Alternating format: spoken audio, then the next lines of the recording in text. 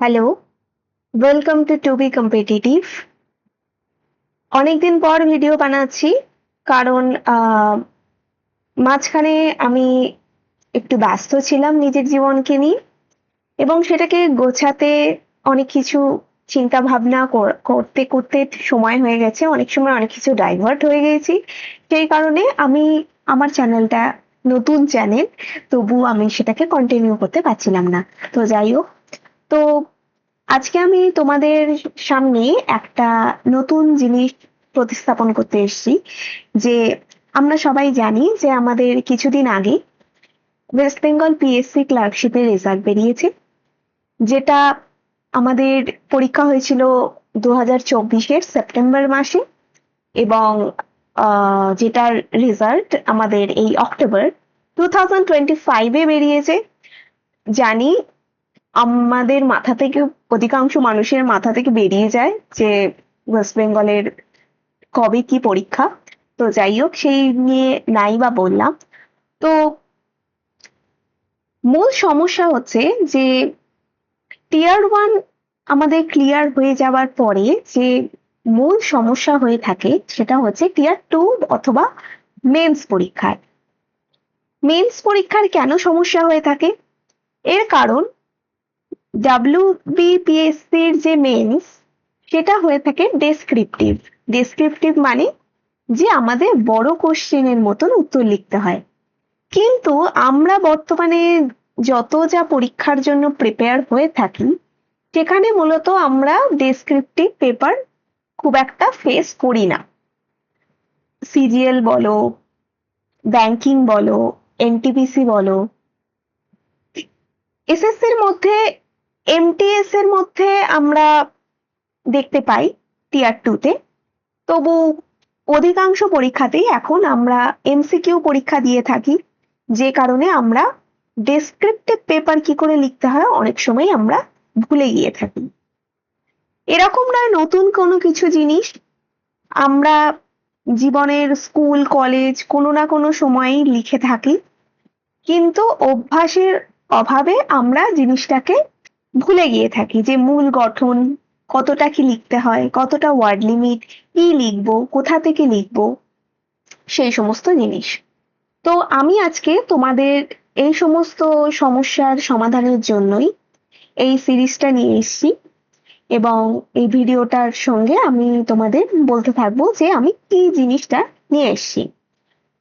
তো প্রথমত ক্লার্কশিপের descriptive paper দেওয়ার আগে, যদিও আমিও জানি না যে কবে ডেসক্রিপটিভ পেপার হবে, তবু বলবো না যে একেবারে ডেসক্রিপটিভই সারাদিন পড়ো, কারণ আহ, অনেক এক্সামই আমাদের সামনে আছে।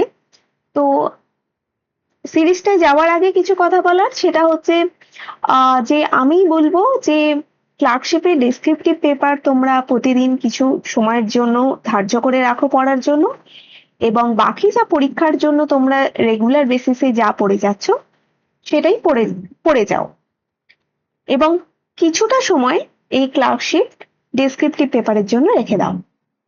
তো যাই হোক, এবার আমার মূল বক্তব্যে আসা যাক। তো প্রথমত, যে ক্লার্কশিপের যে ডেসক্রিপটিভ পেপার, তো সেইটার কিরকম ধাঁচ হয়ে থাকে সেটা আমাদের প্রথমে জানা দরকার। প্রথমে আমাদের ডাব্লিউপিএসসি ক্লার্কশিপের পার্ট 2 এক্সামের যে এক্সাম প্যাটার্ন হয়ে থাকে সেটা হচ্ছে আমাদের সাবজেক্টের মধ্যে দুটো গ্রুপ থাকে। এক হচ্ছে গ্রুপ এ আর গ্রুপ বি। গ্রুপ এ এর মধ্যে ইংলিশ থাকে, যেটা mandatory for all language students. সে তুমি বেঙ্গলি থেকে বেঙ্গলি ভাষা হয়ে থাকো, তোমার মাদার টাং হিন্দি হোক, তোমার মাদার টাং উর্দু, নেপালি, সাঁওতালি, যে কোনো ভাষারই হয়ে থাকুক না কেন, ম্যান্ডেটরি গ্রুপ এ তোমাকে ইংলিশ পরীক্ষা দিতেই হবে। মোট পরীক্ষা মার্কস হয়ে 100 নম্বরের। এটা মনে রাখবে, 100 নম্বরের মধ্যে পুরোটাই কিন্তু ডেসক্রিপটিভ, কোনো রকম এমসিকিউ কিন্তু নেই। 100 নম্বরের পরীক্ষা, সময় 1 ঘন্টা, গ্রুপ এ গ্রুপ বি দুটো ল্যাঙ্গুয়েজের পরীক্ষা হয়ে থাকে। গ্রুপ এ তে থাকে শুধুমাত্র ইংলিশ, গ্রুপ বি তে থাকে তোমার যেটা আঞ্চলিক ভাষা রিজিওনাল ল্যাঙ্গুয়েজ সেটার উপর 50 নাম্বার পরীক্ষা। তুমি যদি বাংলায় লিখতে চাও তাহলে বেঙ্গলি, হিন্দি লিখতে চাইলে হিন্দি, উর্দু হলে উর্দু, নেপালি এবং সাঁওতালি, এই 5টা তোমার রিজিওনাল ল্যাঙ্গুয়েজের মধ্যে অপশন দিয়ে থাকে। এবার এই যে মার্কস ডিস্ট্রিবিউশন আছে 50-50 করে, এই 50-50-এর মধ্যে আমাদের কি কি আসে এবার সেটা আমাদের জানতে হবে। মানে হচ্ছে যে আমাদের মূল সিলেবাসটা কি ডেসক্রিপটিভ পেপারে। টিয়ার 1-এর সিলেবাস তো আমরা জানতাম যে নর্মাল যে আমাদের অ্যাপটিটিউড টেস্টের যে পরীক্ষা হয়ে থাকে 100টা এমসিকিউ কোয়েশ্চেন, কিন্তু টিয়ার 1-এর সাথে টিয়ার 2-এর কিন্তু কোনো রকম মিল নেই। তো টিয়ার 2-তে যেটা থাকে সেটা হচ্ছে গ্রুপ এ যেটা ইংলিশ, তার মধ্যে 3টে রাইটিং থাকে। কি কি থাকে? এক হচ্ছে condensing of a pros passage, summary or precis writing. আমরা আমাদের ক্লাস 10-এর পরীক্ষা, ক্লাস 12, 11, 12-এর পরীক্ষায় আমরা কম বেশি লিখেছি সামারি বা প্রেসি।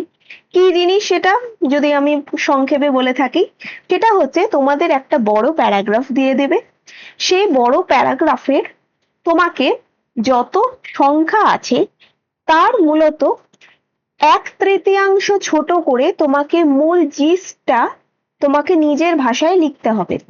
এটাই হচ্ছে সামারি বা প্রেসি রাইটিং এর মূল বক্তব্য। কি বললাম যে 1/3 যতগুলো ওয়ার্ড দেবে তোমার ওই প্যারাগ্রাফে তার 1/3 তোমাকে নিজের ভাষায় লিখতে হবে। এরকম নয় তুমি কোনো লাইন তোমার প্যারাগ্রাফ থেকে হুবহু তুলে লিখে দিলে তাহলে কিন্তু হবে না। এটা এখানে আমি নাম্বার ডিস্ট্রিবিউশনটা করতে ভুলে গেছি, তো আমি বলে দিচ্ছি যে প্রোজ বা প্যাসেজ সামারি প্রেসিতে থাকে তোমার 15 নাম্বার, 15 মার্কস। নেক্সট যেটা আসে সেটা হচ্ছে drafting of a report in English from point or material supplied, মানে তোমায় যে টপিকটা দেবে সেই টপিকের ওপর তোমাকে রিপোর্ট রাইটিং লিখতে হবে। রিপোর্ট রাইটিং কি? রিপোর্ট রাইটিংও আমরা ক্লাস 11-12 বা ক্লাস 10-এর বোর্ড এক্সামে লিখে থেকেছি। আমরা দেখি সকালে যখন আমরা নিউজ পেপার পড়ে থাকি তখন দেখি যে নিউজের যে আর্টিকেল গুলো হয়ে থাকে, যে কোনো একটা ঘটনাকে আমরা যখন লিখে রাখি রিপোর্ট, যে ওই ঘটনাটা কি হয়েছে, আমরা দেখে থাকি যে একটা নর্মাল ভাবে আমরা যখন কথা বলি কথোপকথন, এই যে আমি এখন কথা বলছি, নিউজ পেপারে কিন্তু সেইভাবে লেখা থাকে না।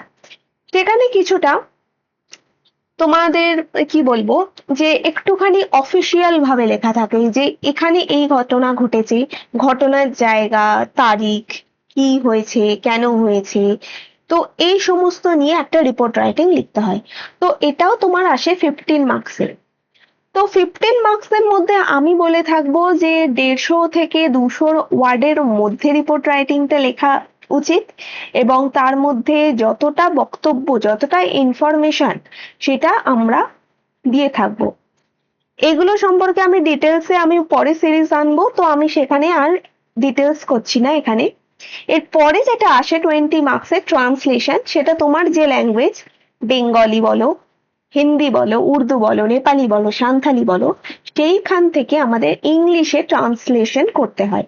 বেঙ্গলি থেকে ইংলিশ ট্রান্সলেশন আমরা ছোটবেলায় যেটা করে থাকি, তোমাকে একটা প্যারাগ্রাফ দেবে, সেখান থেকে তোমাকে ইংলিশে ট্রান্সলেট করতে হবে। এটা গেল তোমার পুরো ইংলিশের 50 মার্কস, 15, 15, 20, টোটাল 50 মার্কসের গ্রুপ এর তোমার রাইটিং। হুবহু সেরকমই গ্রুপ বি তে আছে যে regional language, Bengali, Hindi, Urdu, Nepali, Santali, যে ভাষা তোমরা চুজ করবে সেটার ওপরে সেম ইংলিশের মতনই এবার বাংলায় তোমাদের লিখতে হবে একটা রিপোর্ট, প্রতিবেদন যেটাকে আমরা বাংলায় বলে থাকি। প্রোজ, প্যাসেজ, সামারি, প্রেসি যেটাকে আমরা বলে থাকি ভাবার্থ বাংলায়, সেটা লিখতে হবে। Marks distribution same 15, 15, 20। ট্রান্সলেশন এবার ইংলিশ থেকে বাংলায় তোমাকে কনভার্ট করতে হবে। তো এই হচ্ছে তোমার গ্রুপ এ এবং গ্রুপ বি এর এই যে সিলেবাস পুরোটা। এবার আমি তোমাদের শুধুমাত্র সিলেবাস জানাতে আসিনি, আমি এসেছি তোমাদের কিছু পরীক্ষায় হেল্পও করতে। সেটা কি? সেটা হচ্ছে, আমরা যে জানি যে রিপোর্ট রাইটিং, রিপোর্ট মূলত আমাদের পরীক্ষায় আসে যে কারেন্ট অ্যাফেয়ার্স এর মানে বর্তমানে যে ঘটনা ঘটে থাকে, অ্যাক্সিডেন্ট বলো, কোনো অনুষ্ঠান বলো, যে জিনিসটা আমরা খবর কাগজে পড়ে থাকি, খবরের পাতায় থাকে, এরকম নয় কোনো 10-15 বছর আগের কোনো ঘটনা তোমাকে লিখতে দেবে, তোমাকে কোনো কারেন্ট অ্যাফেয়ার্স এর ওপর লিখতে দেবে। তো আমি তোমাদের জন্য, তোমাদের পড়াশোনার সুবিধার্থে কিছু ইম্পর্টেন্ট ইংলিশ রিপোর্ট রাইটিং এর কিছু টপিক তুলে এনেছি।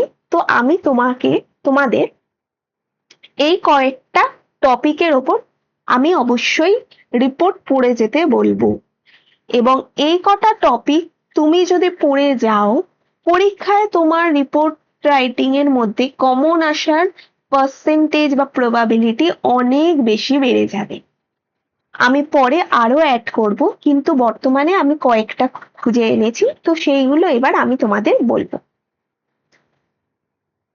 রিপোর্ট রাইটিং এর সিরিজের যে মেন্সের যে কয়েকটা টপিক আমি এনেছি, সেটা প্রথম হচ্ছে স্পেশাল ইন্টেন্সিভ রিভিশন, যেটাকে আমরা শর্টে বলে থাকি SIR। বর্তমানে আমরা নিউজ চ্যানেল, খবরের কাগজ, লোকের মুখে সব জায়গায় শুনে আসছি SIR। SIR সম্পর্কে টপিক খুবই আমাদের মানে খুব হট ডিল বা হট কেকের মতো। তো আমি অবশ্যই বলবো এই টপিকের উপর রিপোর্ট পড়ে যেতে, বাংলায় ইংলিশ উভয়। এরকম নয় যে বাংলায় আলাদা টপিক পড়বে, ইংলিশে আলাদা টপিক পড়বে, এরকম নয়। আমি বলবো যেটা ইংলিশে পড়বে সেটাই বাংলায় পড়ে যাবে।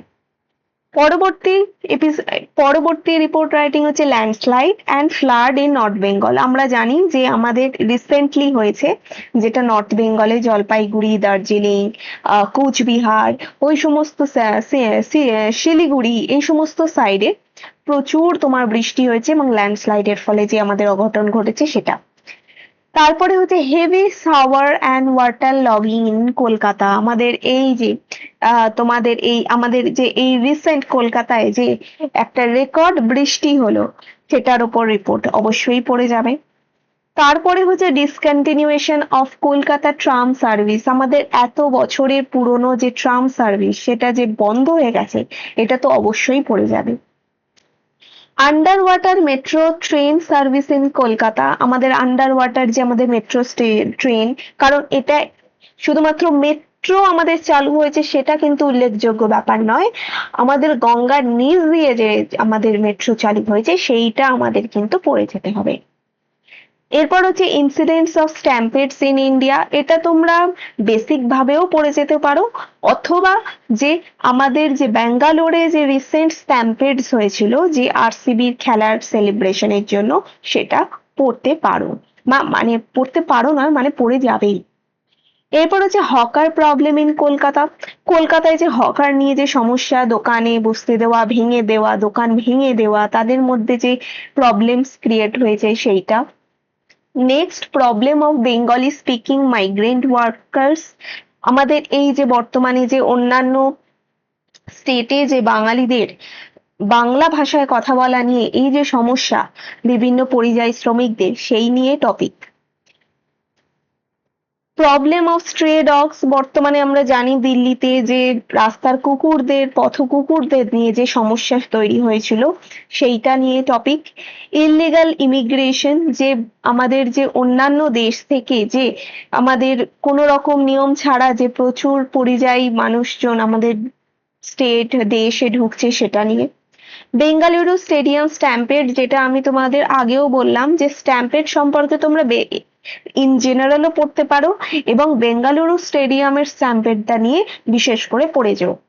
কাস্ট সেন্সাস ইন ইন্ডিয়া, নতুন ভাবে আমাদের যে কাস্ট নিয়ে যে সেন্সাস হবে সেইটা।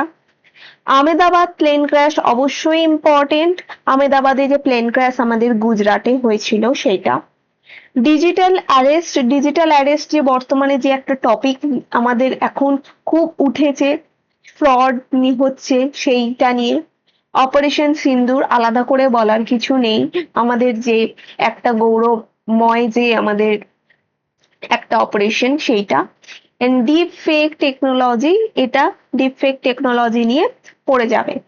তো এই কটা টপিক আমি আপাতত শর্ট করে তোমাদের বললাম, তোমরা নিজেরা লিখতে পারো, নিজেরা হ্যাঁ করতে পারো এবং তোমরা যদি বলো আমি এটা নিয়ে সিরিজ নিয়ে আসবো, যে কটা টপিক বললাম আমি 150 থেকে 200টা ওয়ার্ডের তৈরি করে আনবো এবং তোমাদের দেব। এবার তোমাদের উপর নির্ভর করছে, তোমরা যদি বলো আমি তাহলে আনবো, আর তোমরা তার জন্য এটাকে দেখতে পারো এবং তোমরা সাজেশনও দিতে পারো আর কোন কোন মূল টপিক, ইম্পর্টেন্ট টপিক নিয়ে আমি রিপোর্ট লিখবো। আমি যদি দেখি আমার এই সিরিজটা পপুলার মানে ঠিকঠাক মানে সাড়া পাচ্ছে, আমি তাহলে রিপোর্টের সাথে সাথে তোমাদের অন্যান্য টপিক গুলো নিয়েও আলোচনা করবে। তো এই ছিল আমার এই আজকের ভিডিওর মূল বক্তব্য। আশা করি তোমাদের কাছে ক্লিয়ার হয়েছে এবং আমি চেষ্টা করব পরের সপ্তাহ থেকে তোমাদের একটা একটা করে রিপোর্ট এই চ্যানেলে দেওয়ার। তো সেই চ্যানেলে সঙ্গে সঙ্গে আপলোড করলে যাতে তোমরা দেখতে পাও, তার জন্য চ্যানেলটাকে অবশ্যই সাবস্ক্রাইব করে দিও এবং আমার ভিডিওটা ভালো লাগলে লাইক করো আমাকে মোটিভেশন দেওয়ার জন্য, এবং বন্ধুদের সাথে শেয়ার করে দিও যাতে তোমার মতন যারা অন্যরাও কনফিউজ যে কোথা থেকে পড়বো, কি পড়বো, কোন কোন টপিক ইম্পর্টেন্ট, সেই সমস্ত কারণের জন্য আমার চ্যানেলটা সাবস্ক্রাইব করে দেও। তো এইটাই ছিল আমার বক্তব্য। আমি পরের সপ্তাহ থেকে তোমার এই নিউ সিরিজের একটা একটা করে এপিসোড আপলোড হতে থাকবে। তো থ্যাংক ইউ।